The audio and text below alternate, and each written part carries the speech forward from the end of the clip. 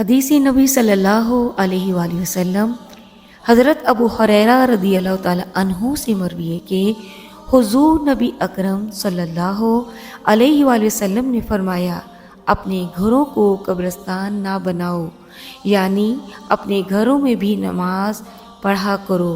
इन्हें कब्रिस्तान की तरह वीरान ना रखो। और ना ही मेरी कब्र को ईदगाह बनाओ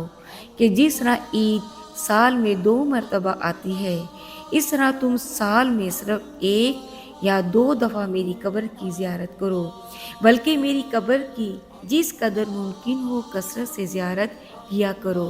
और मुझ पर कसरत से दुरूद भेजा करो। बस तुम जहाँ कहीं भी होते हो,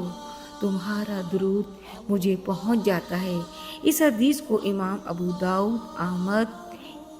इब्न अबी शैबा ने, हज़रत अली रज़ियल्लाहु अन्हु ने, तिबरानी और बहकी